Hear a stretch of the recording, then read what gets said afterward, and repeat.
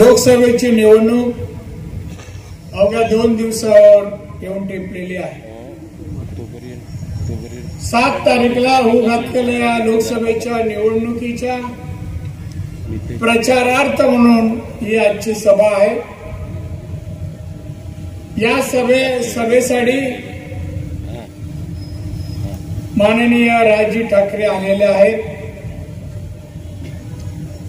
त्यांना मी आमंत्रण दिलं, एक फोन केला आणि सांगितलं, राजजी आपण कोकणात या। मी पुढे काही बोलण्या अगोदर म्हणाले मी येणार। शब्द द्यावा आणि तो पुरा करावा त्याला म्हणतात राजजी ठाकरे। आणि म्हणून आज ते आले। हा जो कोकणातला लोकसभेचा मतदारसंघ आहे, सावंतवाडी ते चिपळूण 300 किलोमीटर अंतर आहे। काल रत्नागिरीमध्ये माननीय अमितजी शाह यांची सभा झाली। त्या सभेमध्ये आपण परत मोदी साहेबांना, नरेंद्र मोदी यांना तिसऱ्यांदा पंतप्रधान का करावं यावर ते बोलले। गेल्या 10 वर्षात 2014 ते आज मितीवरून गेल्या 10 वर्षात माननीय मोदी साहेबांनी या देशासाठी, देशाच्या अर्थव्यवस्थेसाठी, विकसित भारत बनवण्यासाठी, आत्मनिर्भर भारत बनवण्यासाठी जे काम केले, हे पाहता मोदी साहेब परत तिसऱ्यांदा यावे आणि भारत महासत्ता बनवण्याचं काम त्यांच्या हातून व्हावं। अमित शाह म्हणाले, यासाठी आपल्याला माननीय नरेंद्र मोदी साहेब। मित्र, मी यापूर्वी म्हणालो, 2014 साली भारत जागतिक अर्थव्यवस्थेमध्ये 11 नंबरवर होता। आज भारत 5व्या क्रमांकावर आहे। 10 वर्षात 5व्या क्रमांकावर आहे। पण त्याच वेळी मोदी साहेब म्हणाले, आता भारत 5व्या क्रमांकावर आहे, पण 2030 साली भारत 3ऱ्या क्रमांकावर जाणार आहे, आम्ही आणणार आहोत। मोदी साहेबांनी या 10 वर्षात एका बाजूला देशाची अर्थव्यवस्था सुधारली, तर दुसऱ्या बाजूला 140 कोटी जनता या देशात आहे, त्यांचं जीवनमान सुधारण्यासाठी त्यांनी प्रयत्न केले। तेवढ्यात 2020ला कोरोना आला। परदेशात अनेक देश कोरोनामुळे तिथे मोठ्या प्रमाणामध्ये मनुष्यहानी झाली। आपल्या देशाही लाखो लोक गेले आणि त्यावेळेला मोदी साहेबांनी या देशाच्या जनतेला वाचवण्यासाठी भारतातच लस निर्माण केली। भारत परदेशात मिळून 220 कोटी लसीकरण मोदी साहेबांनी करून घेतलं। वॅक्सिनही तयार केलं पुण्यामध्ये मोठ्या प्रमाणामध्ये। प्रत्येक राज्याला वॅक्सिन पुरवठा केला आणि देशामध्ये कोरोनाच्या कार्यकाळात जे लोक मोठ्या प्रमाणात मृत्युमुखी पडत होते त्यांना वाचवण्याचं काम आमच्या मोदी साहेबांनी केलं। नवीन औषधांनी कोरोनासाठी बनवून घेतली, प्रत्येक राज्याला दिली आणि महाराष्ट्राला पण दिली। त्यावेळेस तुम्हाला माहिती आहे महाराष्ट्राचे मुख्यमंत्री कोण होते, जे काल इथे होते, खास बोलायला आले। त्यावेळेला मोदी साहेबांनी पाठवलेली औषधं टेंडर काढले। गोरगरिबांना औषधं फुकट द्यायला पाहिजे होती, ती दिली नाहीच। उलट प्रत्येक टेंडर मागे 15% कमिशन मागितलं। अनेक टेंडर घेणारे पळून गेले आणि दिल्या, त्यांची आता चौकशी चालू आहे। मोदींनी त्याच काळामध्ये उपासमार चालू आहे, कंपन्या बंद आहे, नोकरी धंदे बंद आहे, पगार मिळत नाही, आणि म्हणून मोदी साहेबांनी त्याच वेळेला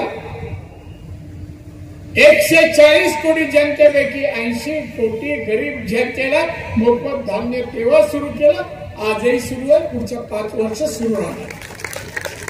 मोदीने एका बाजूला मोफत धान्य तर यांनी कमिशन, हा फरक आहे. बांधून आज आम्ही सांगतोय आपके बार 400 पार का. कशासाठी?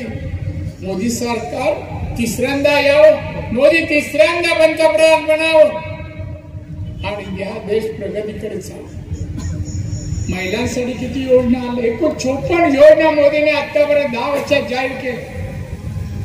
प्रत्येक तालुक्यामध्ये 60% 70% लाभार्थी आहेत. महिलांसाठी किती योजना, मुद्रा योजना आणली. मुद्रा योजनेमध्ये गॅरंटी नाही आणि व्याजही नाही. महिलांची ग्रामीण भागात अडचण शौचालयाची होती. मोदी साहेबांनी किती शौचालय 10 वर्षात दिले? 11 कोटी 72 लाख शौचालय दिले, तर 8 कोटी घरांना नळाने पाणी दिलं. 4.25 कोटी गरिबांना घर नव्हती, छत नाही, पक्की घरं दिली. 4.25 कोटी लोकांना. घरात आजारी माणूस पडला आणि पैसे जर नसेल तर माणूस जगत नाही, हॉस्पिटल नेऊ शकत नाही, घरात पैसा नाही. हे ओळखलं मोदी साहेबांनी आणि योजना चालू केली.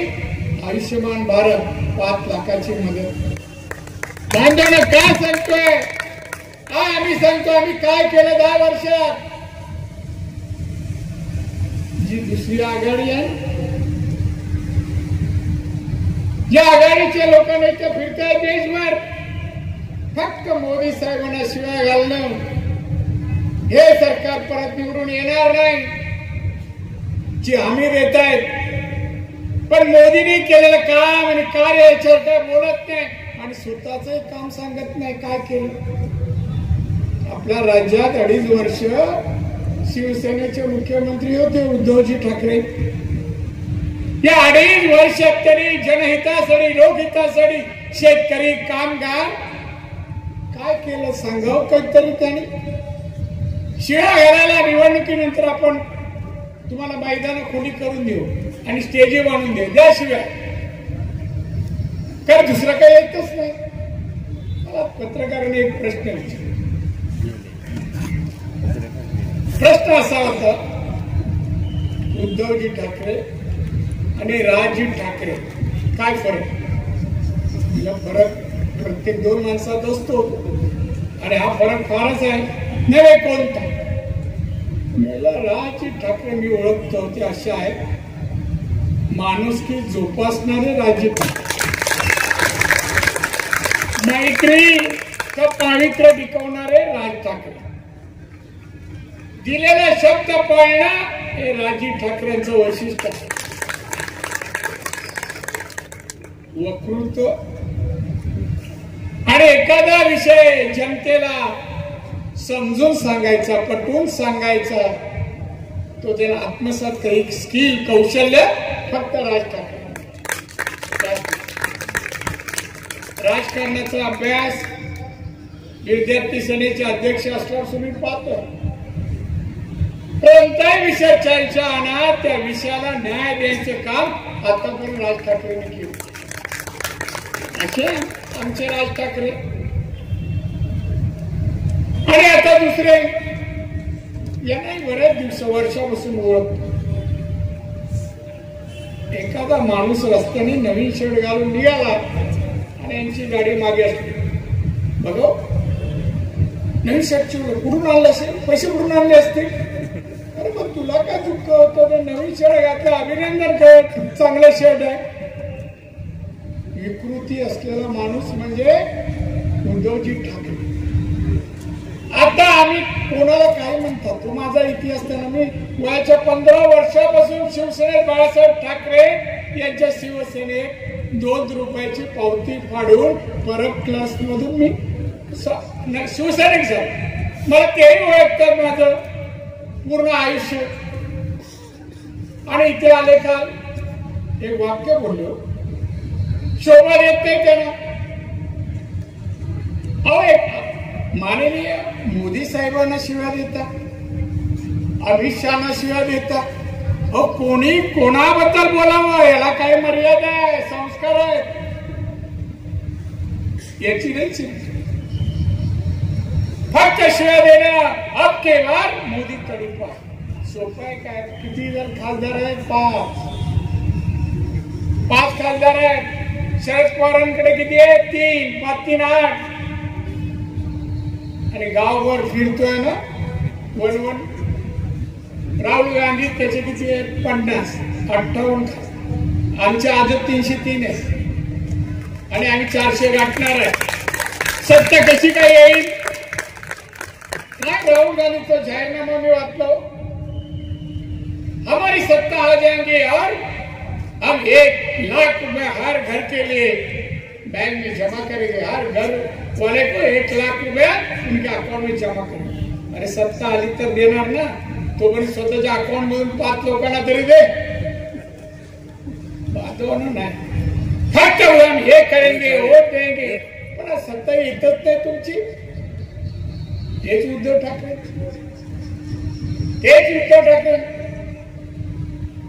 आता कोणी जे आमचे केसरकर बोलत होते खोके. आता खोक्याबद्दल उद्धव ठाकरेंनी बोलू नये, खरंच बोलू नये का त्यांनी कधी खोके घेतले नाही.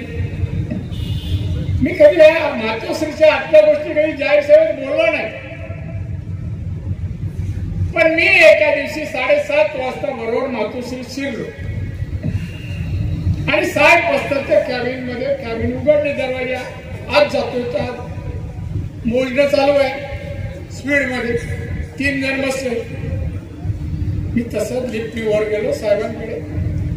साहेब बोलला, काय चाललंय तुमच्या कॅबिन मध्ये? असं चाललंय, मोजणं चाललंय. अहो, उमेदवारांकडून पैसे घेतात साहेब. बोललो, ज्याच्याकडे पैसे घेतले ते 30 वर्ष दिवस रात्र शिवसेनेसाठी आणि केसेस घेतल्या आणि त्याच्याकडून पैसे घेतात आणि ते मोजतात. थांबले मागल्या बोल, हे मी पाहिलंय. तुम्ही त्याला काय खोके म्हणता? कधी उद्धव ठाकरे तुम्ही नोकरी केली? कधी व्यवसाय केला? मर्सिडीज फिरवता कधी केली? काही बोलायचं खोके. अरे तुमच्यावर तुम्हाला सांभाळता आलं नाही. 40 आमदार डोळ्यासमोर बसलेले मिटिंगला चालत गेले. काही अडू शकला नाही, काय अडू शकलं नाही. यावर तुमची पात्रता, तुमची कुवत, क्षमता हे माहिती आहे सगळ्यांना. हे दमबिम द्यायचं काम तुमचं नाही. असं नाही की आम्ही सोडलं आणि तुमच्याकडे दिलं आणि तुम्ही चालू केलं, असं पण नाही ना. आम्ही काय सोडलं नाही. आणि आडवे आला तर गाडून पुढे जाईल. कसं जाणार? एक त्या गाड्याला ताकद लागते, वाकायला लागतं. ते तुम्हाला जमत नाही वाकायला. 20 पावलाच्या वर चालू शकत नाही. आणि कोणाला गाडणार? नाव घ्या ना म्हणा, ते नको बोल. शेवटी आम्ही माने बाळासाहेबांना आठवतो आणि त्यांच्या पुत्राबद्दल बोलताना जीवावर, आमच्याबद्दल असं काय बोलू नका. आम्ही कृती करणारी माणसं आहे, बोलणारी माणसं नाही आहे.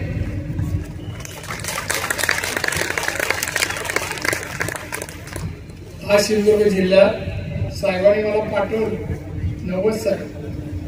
नारायण जा, तुमच्या लोकांनी तुला मागणी केली, जा. साहेब मला ओळखत नाही, तुला जावं लागेल. आणि आलो. 34 वर्ष आली, काय नाही सिंधुदुर्गात केलं. तुम्ही मला सांगायची गरज नाही. काल कोणतरी उठून सांगायला पाहिजे होतं.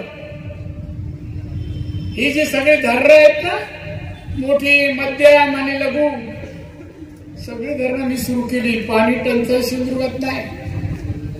अरे उंच उंच डोंगरावर जे धनगरवाडे आहेत ना, वीज मी पोचवली. एक घर असलं तरी वीज त्याच्या घरात आहे. अंधारात कोण सिंधुदुर्गात नाहीये. रस्ते, वाडी, गाव रस्ते डांबरीकरण मी पोचवले. शाळेत शिक्षक नव्हते, शिक्षक असले तर वर्ग नव्हते, 450 शिक्षक कमी होते. माननीय मनोहर जोशी मुख्यमंत्री होते, त्यांना सांगून स्पेशल केस करून 450 शिक्षक एकाच वेळा भरले. या जिल्ह्याचा विमानतळ असो, मेडिकल कॉलेज असो, 650 बेड्स हॉस्पिटल असो, हा हायवे, 4 पदरी हायवे, समुद्र किनारा पहा, 121 किलोमीटर समुद्र किनारा. आमचे मासेमारी करणारे जाग्यावर मासे विकायचे, आज युरोपमध्ये मासे जातात. एक्सपोर्ट होतं मोठ्या प्रमाणात. सिंधुदुर्गामध्ये मोठा बाजूला आलाय. टेक्निकल सेंटर इथे ओरसला काढलं. इंजिनिअरिंग आणि फूड प्रोसेसिंग चे उद्योग इथे यावेत म्हणून त्याचं प्रशिक्षण घेण्यासाठी 200 कोटीचं प्रशिक्षण ट्रेनिंग सेंटर काढलं. दोडामार्ग मध्ये आपण मेडिकल हॉस्पिटलला लागणारे यंत्रसामग्री बनवणारे 500 कारखाने सिंगापूरचे इन्व्हेस्टर आणून पातळ पाहून गेलाय. मानव पायाभूत सुविधा 100% दिल्या. आता फक्त नोकरीचा प्रश्न सोडवायचा.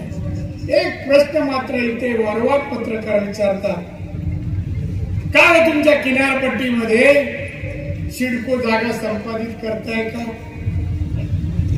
त्या जागा घेतायत का, सारखा प्रश्न.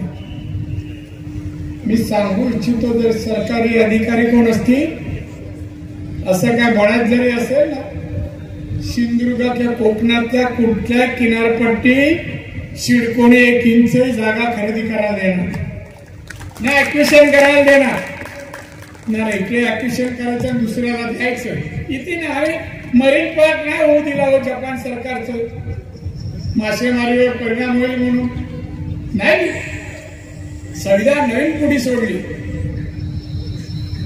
परंतु पूज्य बाबासाहेब आंबेडकरांनी घटना बनवली.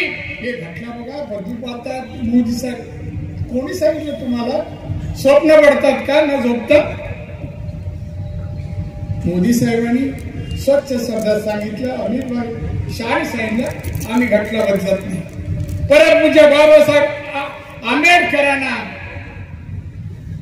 आम्ही दैवत समजतो, नतमस्तक होतो.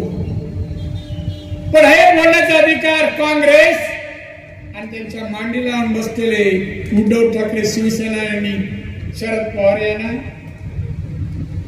आहे का बोलण्याचा अधिकार? या काँग्रेसने बांधवांनो, काँग्रेसने 80 वेळा घटना 60 वर्षात बदलली. 80 वेळा, 80 वेळा घटना बदलली.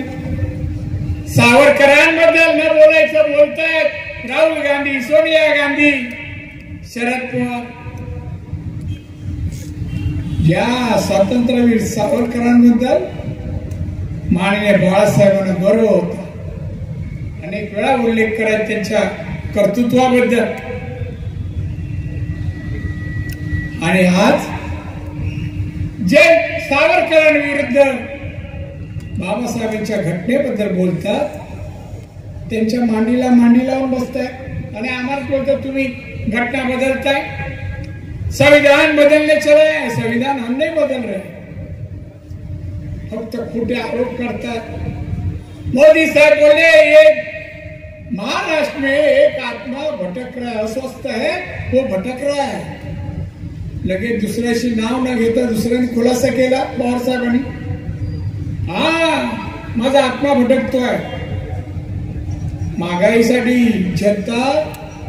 जनतेला महागाई वाढली, तर जनतेची चिंता आहे, माझा आत्मा अस्वस्थ आहे. गरिबीमुळे आणि महागाईमुळे, शेतकरी आणि महागाईमुळे. मला पवार साहेब विचारायचं आपल्याला, आपलं वय आता 84 वर्ष, आपण 12 वर्ष केंद्रात कृषी मंत्री, 10 वर्ष, 2 वर्ष संरक्षण मंत्री होता. महाराष्ट्राचे 4दा मुख्यमंत्री होता, 1 2 3 4 वेळा. एवढे वर्ष मंत्री, केंद्रात राज्यात मुख्यमंत्री असतानाही या देशातला शेतकरी गरीब आहे, तो आर्थिक सबळ करण्यासाठी तेव्हा काय सुचलं नाही, तेव्हा अस्वस्थता आली नाही, तेव्हा गरीब दिसला नाही, महागाई तेव्हा जाणवली नाही. काय सोयीचं बोलायचं आम्हाला माहिती आहे. आणि मोदी साहेबांना उलट टोला मारतात. हा मी आहे, मला वाटतं तुम्ही कबूल करणार. तुम्ही नेहमी अस्वस्थ असता, पण त्याच्यावर मार्ग कधीच काढत नाही. अस्वस्थता जावी असो. बांधवांना आपल्याला हा सिंधुदुर्ग, रत्नागिरी, कोकण आर्थिक सबळ करायचं आहे. इथे बेकारी ठेवायची नाहीये. रस्ते, पाणी, वीज, शाळा, आरोग्य, प्रत्येक तालुक्याला इंग्लिश मीडियम शाळा मी दिली आहे. डॉन बॉस्को इथे आणलेला आहे. मेडिकल कॉलेज आहे, इंजिनिअरिंग कॉलेज आहे. 1600 विद्यार्थी इंजिनिअरिंग कॉलेज मध्ये आहे. 450 डॉक्टर बनत आहेत. महिलांचे फूड प्रोसेसिंगचे क्लस्टर आपल्या जिल्ह्यात येत आहेत. महिलांसाठी, नोकऱ्यांसाठी, मुद्रासाठी 20 लाखाचा लोन, याच्यामध्ये व्याजही नाही आणि गॅरंटी नाही. हे सगळे उद्योग या कोकणामध्ये येणार. आपल्याला मी सांगेन, मी मंत्री जेव्हा पहिल्यांदा झालो तर माझ्याजवळ 8 कोटी उद्योजक होते, 18 कोटी कामगार. या 8 कोटीमध्ये 13% फक्त महिला उद्योजक होत्या.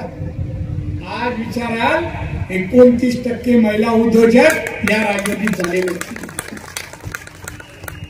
मला असं म्हणायचं, मी तर हे सगळं काम कार्य लोकांसमोर आहे. चौपदरी रस्ता आहे, ब्रिज, मोफा विमानतळ. काल म्हणाले मोफा मी आणला. कुठून आणला तुला? कुठल्या दुकानात मिळाला तुला? कळत नाही. अरे काय चोरेल मला? कसा एअरपोर्ट मिळतो ते सांगा तरी, चला पद्धत तरी सांगा. प्रफुल्ल पटेल केंद्रात मंत्री होते, त्यांच्याकडे खातं डिपार्टमेंट होतं. मी रेव्हन्यू मिनिस्टर होतो महाराष्ट्रात. एकदा प्रफुल्ल पटेल माझ्याजवळ आले, राणेजी हे माझं गोंदियाचं काम करा ना. महसूलचं काम होतं. ठीक आहे, मी करतो का, पण एक गोष्ट आहे, नवीन योजना तुमची येते, नवीन एअरपोर्ट येत आहे, त्यामध्ये सिंधुदुर्गामध्ये एक एअरपोर्ट द्या. मी तुमचं इकडे काम करतो, तुम्ही माझे काम करा. मला हात मिळाला, राणेजी डन. आणि 1 महिन्यामध्ये त्याने ऑर्डर दिली. तेव्हा हे तिकडे ऍक्विशनला अधिकारी गेले. हा इथला खासदार लुटपुंजा काय मला नाव नाही, तो तिथे झेंडा घेऊन विमानतळाला जागा द्यायची नाही, शेतकऱ्यांची जागा घ्यायची नाही. मला कळलं की आंदोलन चालू. मी गेलो तिथे. पोलिसांना काय चाललंय, ऍक्विशन आले ना अधिकारी, मग हे काय नाही, ते विरोध 15 माणसं आहे ना, 15 माणसाचा विरोध. मला गाडीत घालून घेऊन जा. आणि मी तिथे जाऊन फिरलो. प्रभूबाई बरोबर ते सुरेश मला इथे शेती दिसते, सगळा काळा दगड होता, गवतही नव्हतं त्याच्यावर. आणि तो आणि त्यानंतर एअरपोर्ट टेंडर काढलं, मस्करांना मी दिलं. त्या मस्करांचे वडील त्यावेळेला पीडब्ल्यूडीची कामं ब्रिजचे वर करायचे, माझ्या ओळखीचे. त्याने ते काम दिलं.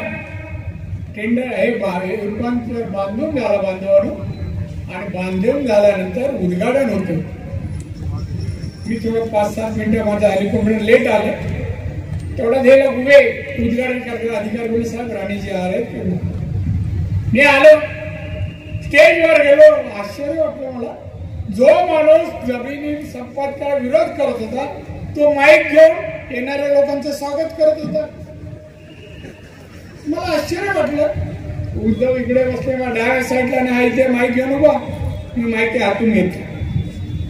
गेलो, उद्धवजी हा तुमचा खासदार, इथे नवीन प्रकल्प आला तर त्याला विरोध करतो, हा तोडपाड करणार आहे, हा 15% 20% घेतो. तोंडावर सलेके बसले ते आणि ते सांगितले या कोकणात प्रकल्प येत नाही खासदारामुळे. हा चूक असं मानव खोटं बोलतात. एक गोष्ट 2.5 वर्षात या जिल्ह्याला दिली नाही, कोकणाला दिली नाही. आपल्याला सर्वांगीण विकास करायचा. तुम्हाला माझी क्षमता माहिती आहे.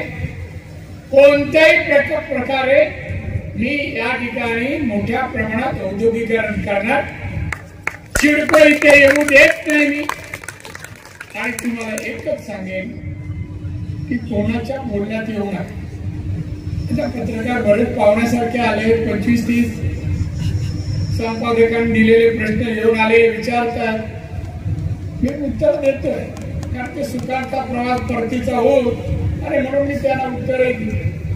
पण आपण सांगतो सिंधुदुर्ग रत्नागिरी चालू सर्व मतदारसंघ मोदींनी 400 पार सांगितले, ते 400 मध्ये 100% असणार म्हणजे असणार. आणि म्हणून जास्त न बोलता बंधू भगिनीनो, आतापर्यंत 34 वर्ष तुमच्या सानिध्यात सहवासात वावरताना तुम्ही प्रेमच माझ्या वाटेला दिलंय, माझ्यावर विश्वास टाकलेला आहे. मी तुमचा फार ऋणी आहे. मला राज्याचं मुख्यमंत्री पद मिळालं माननीय बाळासाहेब ठाकरे आणि माननीय बाळासाहेबांच्या मार्गदर्शनामुळे अनेक पदं मिळाली. त्या पदावर मी यशस्वी झालो. आज खरं म्हणजे निवडणुकीसमोर लोकसभेमध्ये मी जात असताना माननीय बाळासाहेबांची आठवण येते. आज सांगावं होतं म्हणजे वन फिरून शिव्या देतात ना, त्या दिल्या नसत्या. जाऊ दे, मी नाव घेणार नाही. त्यांनी जे काय पत्रकारांच्या भाषेत बोलले ना, आडवा गेला तर अमुक तमुक, त्या दिवसाची वाट बघतोय. आपण आपलं काम करूया.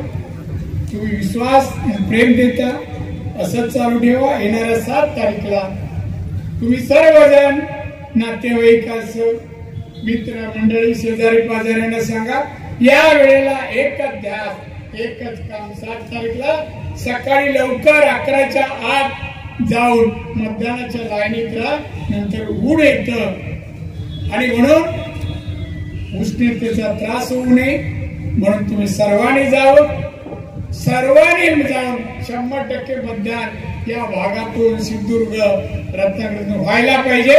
आणि 400 मध्ये तुमच्या हक्काचा तुम्ही हाक माराल तर हो म्हणणारा खासदार असायलाच पाहिजे.